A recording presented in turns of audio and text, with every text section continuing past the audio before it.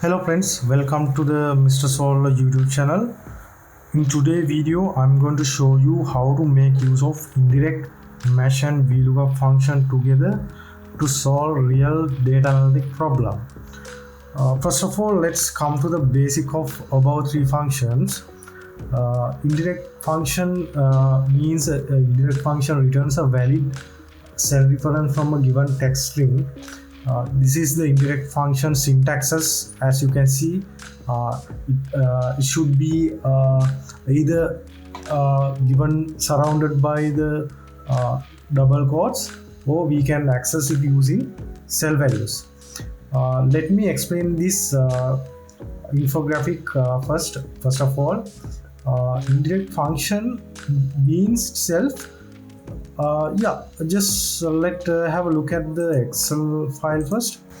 Indirect function means we can access data indirectly.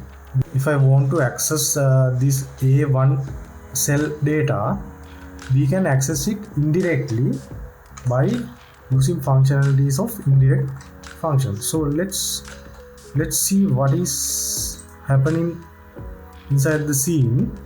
So whenever we type A1 inside the indirect function, then close the bracket, then enter, you can see that we are getting a result of 3. Let me change the value of A1. This is nothing but we have given the A1. We have given the reference of this A1 cell. Okay. Which nothing but let's similar to when we accessing this. As you can see, this formula contains equal sign plus equal sign and A1.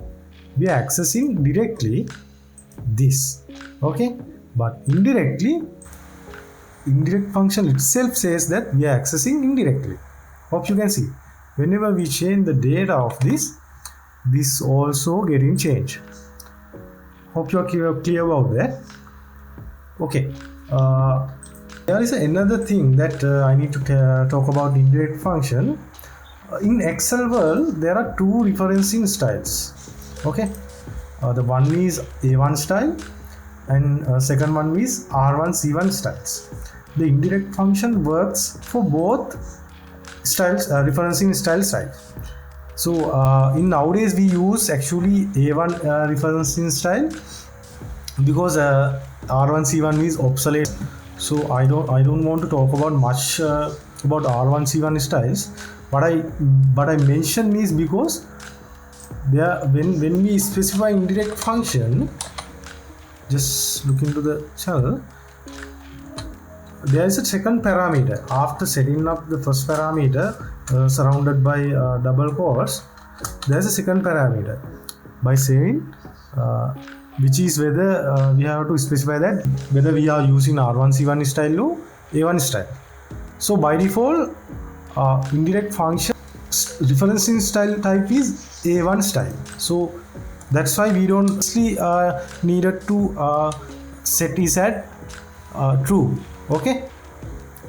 If you are using R1 C1 style, we have to explicitly refer it as false. Okay. Hope you get it. So if you are not aware about R1 C1 style, you may Google it as well. So you might get some idea. Actually, R1 C1 styles it's a kind of old one, but not used today. Today world, we all use our A1 style today. Anyway, let me show you how to change the referencing style of the Excel. So we can change it.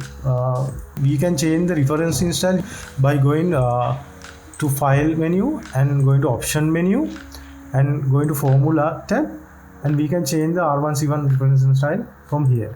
As you can see, the both the columns and rows represents numbers. Okay, since we don't use R1 C1 style type further, so I'm not going to talk about much regarding R1 C1 style.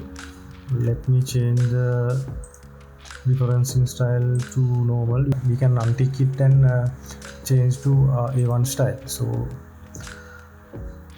hope you are clear about basic syntaxes of indirect functions. Then let's comes to don't worry guys, if you are not familiar with this, you will get to know when you get used to this. Okay guys, that is all about basics of indirect functions. We'll see you in next video. Thanks for watching.